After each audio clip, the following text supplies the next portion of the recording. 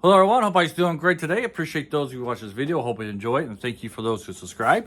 Appreciate you as well. Today we talk about Despicable Me 4. So this franchise that has 4 movies, I guess you say. Yeah, 4 movies. Is it getting old? Maybe just a tiny bit. The storyline's getting a little old, but the minions are still fresh, and it still will make you laugh while you're watching this movie. This is a good old-fashioned revenge movie from a villain's point of view, of course. He loves cockroaches, so he turned himself into half to the cockroach, because as we know, cockroaches are invincible, and you can't crush them or anything like that. They're hard to kill. So he wants to turn everything into cockroaches, I guess, is the thing. Or he uses cockroaches are his minions. I prefer Gru's minions because they're great. They're hilarious. Like I said, the minions are still fresh, still funny. They're probably, like always, the best part of the movie. To get a lot more screen time. All that said, I think this movie, having said that, gather my thoughts here. Please bear with me. So we do see Gru working with his family a little more. He has his 3 adopted daughters, and then now him and his wife has a little baby. So you got like 5 family members. And we get to see a little bit more of the family unit. But I think this movie could have gone more into that direction than what it did. It had... So for some reason, the writers felt like they needed to introduce more characters, new characters. And so instead of working with his family on this one, Gru is working with the next door neighbor's daughter, who finds out his secret identity because he's trying to hide his identity. So this villain cannot get revenge, which of course, while working with the neighbor's girl, his identity is revealed. But I don't understand why they're introducing new characters to this movie when you have so many characters already in this one. Excuse me, didn't mean to snort. But I mean, why did the writers feel the need to have him working with the neighbor's daughter to steal something from this villain academy? I don't know. Seems like it would have been better to me if he was working with one of his own daughters and doing some kind of crime mystery, have a storyline focused on him working with his own family, because he already got 5 of them.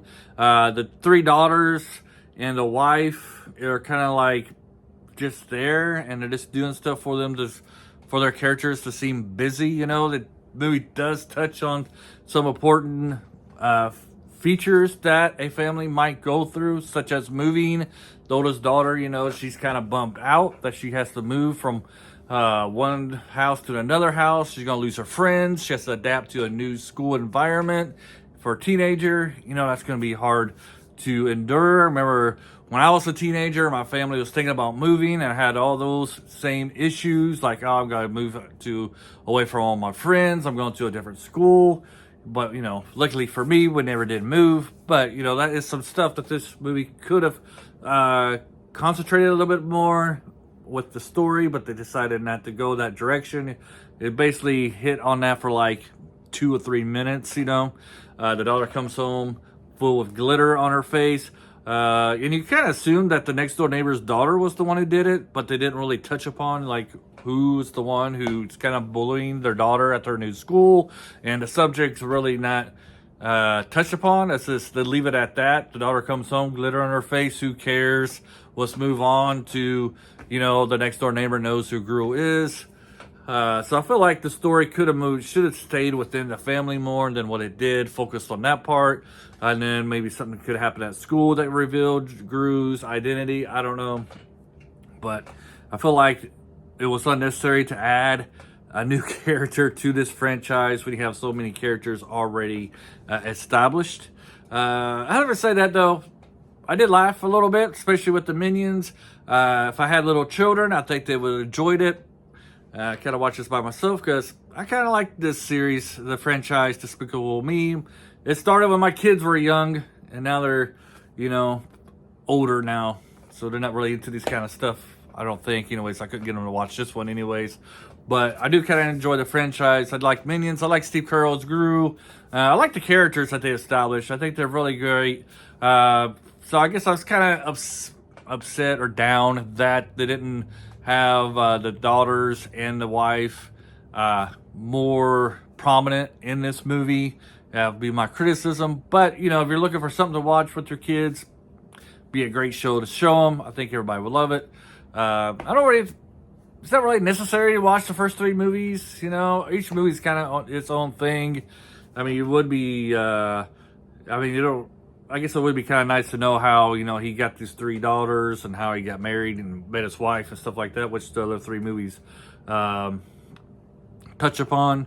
But having said that, it's an enjoyable show. It's not terrible, but it's not fantastic either. Could have had something more heartfelt, you know, something more bonding for a family to get around to, you know, but they went a different direction. So in that case, I think it's kind of a letdown. But anyways, this is Despicable Me 4. I'm sure a lot of you have already seen this movie. Those of you watching this review, what do you guys think of it? Do you enjoy this direction they went with it? Do you think they could have meant more to like them being together as a family unit,